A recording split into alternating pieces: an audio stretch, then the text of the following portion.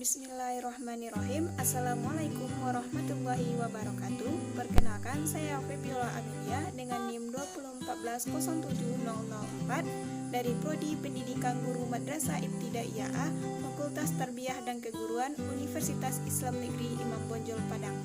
Baiklah, pada kesempatan kali ini saya akan mempresentasikan video pembelajaran kewarganegaraan dengan dosen pengampu Ibu Haja Wahyuli Liuzen SE MPD.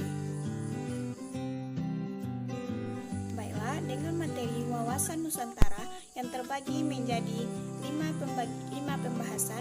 Yang pertama, pengertian wawasan Nusantara, dan yang kedua yaitu implementasi wawasan Nusantara, dan yang ketiga yaitu aspek-aspek wawasan Nusantara, dan yang keempat yaitu faktor-faktor yang mempengaruhi wawasan Nusantara, dan yang terakhir yaitu peranan wawasan Nusantara dalam menjaga ketahanan nasional di Nusantara.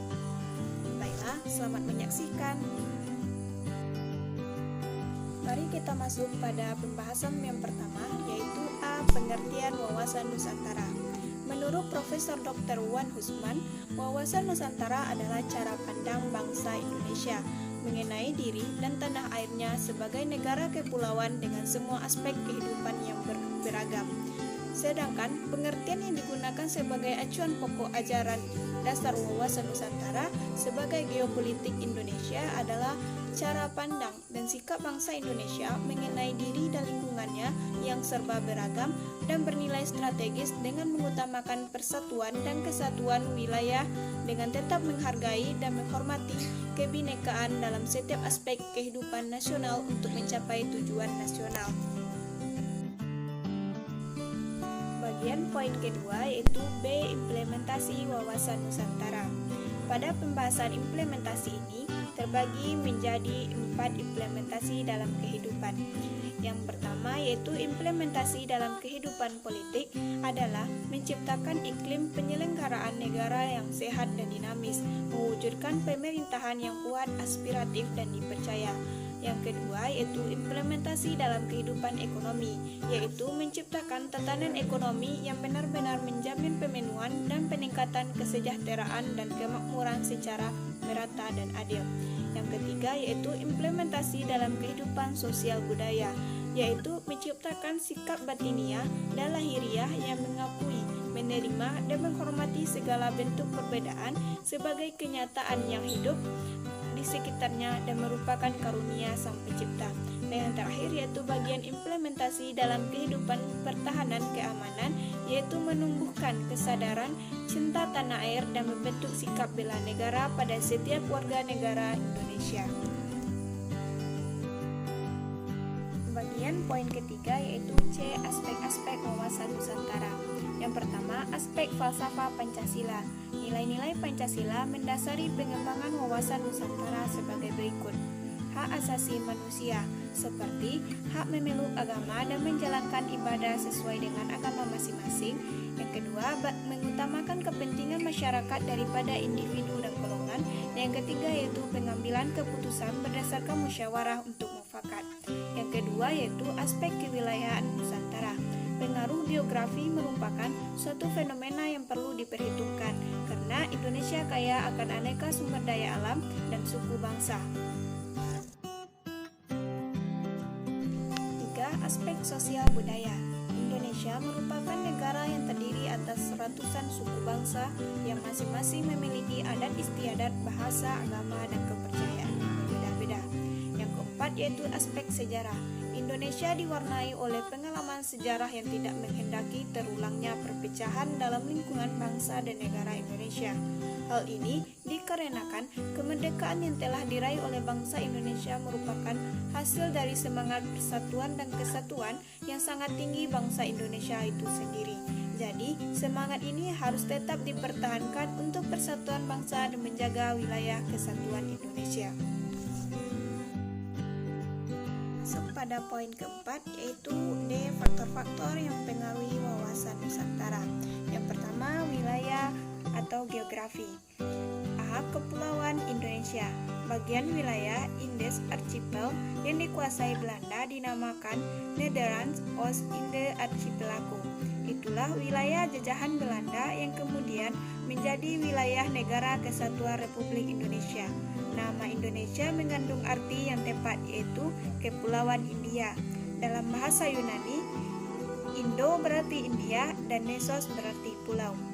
B. Konsep tentang wilayah lautan, yaitu dalam perkembangan hukum laut internasional dikenal beberapa konsep kepemilikan dan penggunaan wilayah laut sebagai berikut. Yang pertama, res nullius, yaitu menyatakan bahwa laut itu tidak ada yang memilikinya. Yang kedua, res communis, menyatakan bahwa laut itu adalah milik masyarakat dunia karena tidak dapat dimiliki oleh masing-masing negara. Yang ketiga, yaitu mare liberum, menyatakan bahwa wilayah laut adalah bebas untuk semua bangsa. Yang keempat, mare clausum, yaitu menyatakan bahwa hanya laut sepanjang pantai saja yang dapat dimiliki oleh satu negara, sejauh yang dapat dikuasai dari darat, kira-kira sejauh 3 mil. Yang kelima yaitu asas negara kepulauan, yaitu menjadi dasar dalam konvensi PBB tentang hukum laut. Saat ini konvensi PBB tentang hukum laut atau United Nations Convention on the Law of the Sea atau UNCLOS mengakui bahwa adanya keinginan untuk membentuk tertib hukum dan samudra yang dapat mempermudah komunikasi internasional, mendaya gunakan sumber kekayaan alam secara adil dan efisien, konservasi dan pengkajian sumber kekayaan hayati, serta perlindungan dan pelestarian lingkungan laut. Bagian C yaitu karakteristik wilayah Nusantara. Nusantara berarti kepulauan Indonesia yang terletak di antara benua Asia dan benua Australia dan di antara Samudra Pasifik dan Samudra Indonesia, yang terdiri dari 17.508 pulau besar maupun kecil. Yang bagian kedua yaitu geopolitik dan geostrategi. A. Geopolitik. Geografi mempelajari fenomena geografi dari aspek politik, sedangkan geopolitik mempelajari fenomena politik dari aspek geografi. Geopolitik ini memaparkan dasar pertimbangan dalam menentukan alternatif kebijakan nasional untuk mewujudkan tujuan tertentu. B. Yaitu geostrategi. Geostrategi adalah politik dalam pelaksanaan, yaitu upaya bagaimana mencapai tujuan atau sasaran yang ditetapkan sesuai dengan keinginan-keinginan politik. Jadi, geostrategis adalah perumusan strategi nasional dengan memperhitungkan kondisi dan konsentrasi geografi sebagai faktor utama. 3. Perkembangan wilayah Indonesia dan dasar hukumnya. Sejak 17 Agustus 1945 sampai dengan 13 Desember 1957, yaitu pada masa tersebut wilayah negara Republik Indonesia bertumpu pada wilayah daratan, pulau-pulau yang saling terpisah oleh perairan atau selat. Di antara pulau-pulau itu, wilayah laut teritorial masih sangat sedikit karena untuk setiap pulau hanya ditambah perairan sejauh 3 mil di sekelilingnya. Yang B, dari Deklarasi Juanda 13 Desember 1957 sampai dengan 17 Februari 1969, pada tanggal 13 Desember 1957 dikeluarkan Deklarasi Juanda dengan tujuan sebagai berikut, yaitu Deklarasi Juanda kemudian dikukuhkan dengan Undang-Undang Nomor 4 PRP 1960 tanggal 18 Februari 1960 tentang perairan Indonesia, yaitu 1. Perwujudan bentuk wilayah Negara Kesatuan Republik Indonesia yang utuh dan bulat. Yang kedua, penentuan batas-batas wilayah negara Indonesia disesuaikan dengan asas negara kepulauan. Yang ketiga yaitu pengaturan lalu lintas damai pelayaran yang lebih menjamin keselamatan dan keamanan Negara Kesatuan Republik Indonesia. Itulah dari tujuan dari adanya Deklarasi Juanda.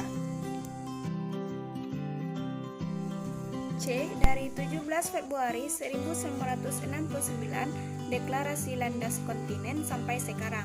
Asas-asas pokok yang termuat di dalam deklarasi tentang landas kontinen sebagai berikut. yaitu asas-asas pokok tersebut dituangkan dalam Undang-Undang Nomor 1 Tahun 1973 tentang Landasan Kontinen Indonesia. Di samping itu, Undang-Undang Nomor 1/1973 juga memberi dasar bagi pengaturan eksplorasi serta penyelidikan ilmiah atas kekayaan alam di landas kontinen dan masalah-masalah yang ditimbulkan. D. Zona Ekonomi Eksklusif atau ZEE. Pengumuman pemerintahan tentang zona ekonomi eksklusif terjadi pada 21 Maret 1980. Batas ZEE adalah selebar 200 mil yang dihitung dari garis dasar laut wilayah Indonesia. Alasan-alasan yang mendorong yaitu sebagai berikut. Pertama, persediaan ikan yang semakin terbatas. Kedua, kebutuhan untuk pembangunan nasional Indonesia. Dan yang ketiga yaitu ZEE mempunyai kekuatan hukum internasional. Poin terakhir yaitu E. Peranan wawasan Nusantara dalam menjaga ketahanan nasional di Nusantara. Peranan wawasan Nusantara adalah mewujudkan nasionalisme yang tinggi dari segala aspek kehidupan rakyat Indonesia yang mengutamakan kepentingan nasional daripada kepentingan perorangan, perkelompok, golongan, suku bangsa, atau daerah. Kepentingan tersebut tetap dihargai agar tidak bertentangan dari kepentingan nasional. Sedangkan tujuan nasional negara Indonesia yaitu tertuang dalam pembukaan Undang-Undang 1945.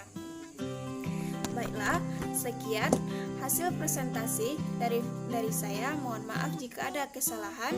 Semoga bermanfaat. Wassalamualaikum warahmatullahi wabarakatuh.